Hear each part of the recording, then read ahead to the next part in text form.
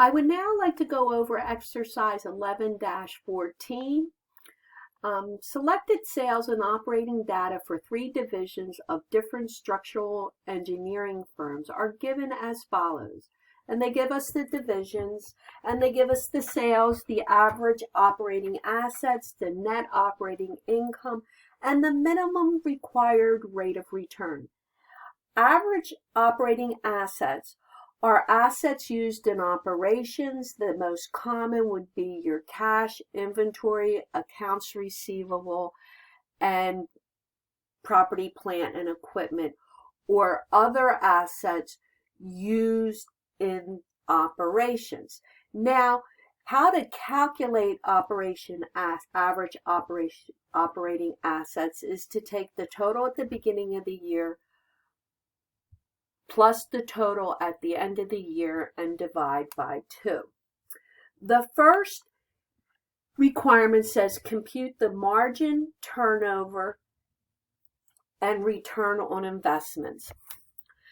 The margin is calculated by taking net operating income divided by sales.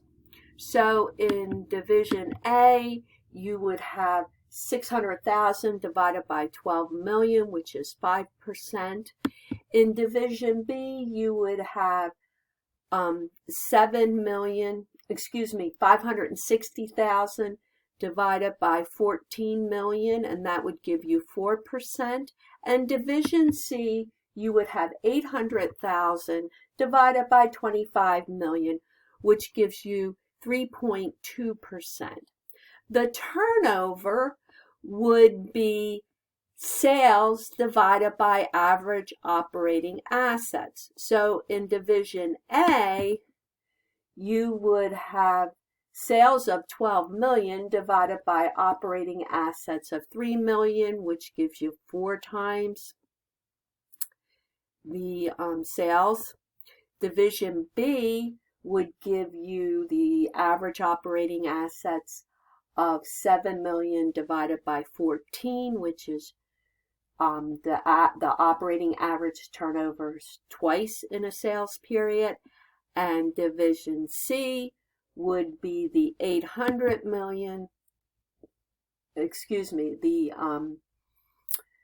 25 million divided by 5 million, which is, so that means your average operating assets turns around 5 times the sales.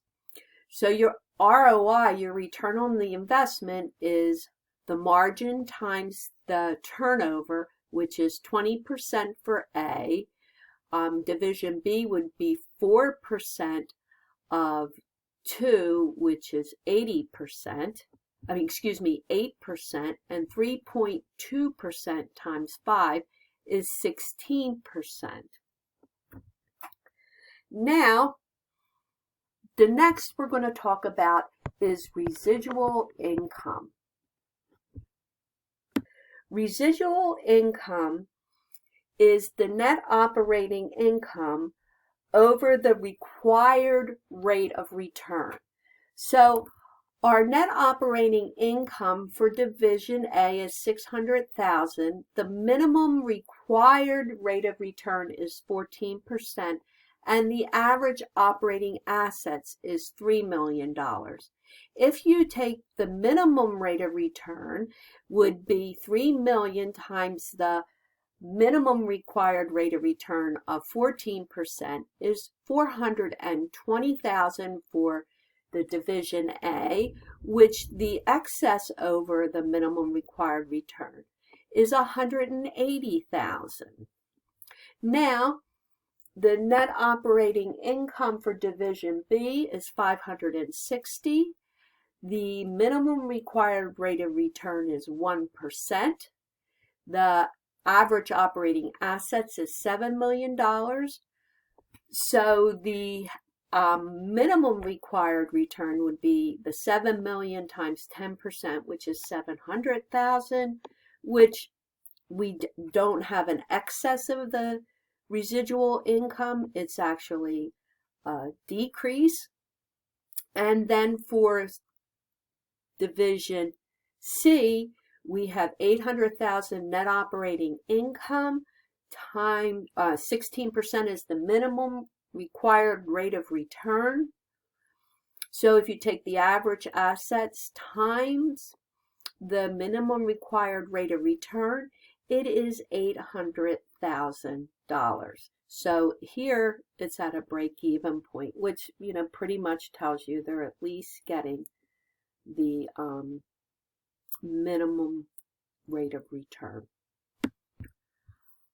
Now the third question asks us, if we look at the return on the investment, would division A, B, or C accept or reject the offer? In the calculation above, we noted that the actual rate of return for division A was 20%, division B was 8%, and division C was 16%. So the question asks, would they make the decision if the required minimum return, the investment opportunity yield is 15%?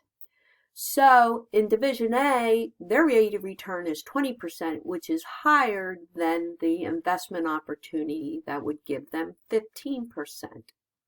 So they would reject it. In division B, their required minimum return is 8%, but the new opportunity to invest the money and earn 15%, well, they would do that because they would be earning 15% when their actual rate of return is 8%, and division C would reject the opportunity of a 15% rate of return because they are currently operating at a 16% rate of return. Now they want us to do the same comparison for the calculation of residual income, and in division A, they would accept the actual 15% because the minimum required rate of return is 14%. In B, the minimum required rate of return is 10%, where the return on the investment is 8%, and the actual 15% opportunity for a return is greater than the 10%, so they would accept it. And then for division C, they would reject it because the opportunity of 15%, they would be, their minimum rate of return is 16%, so they would reject that. The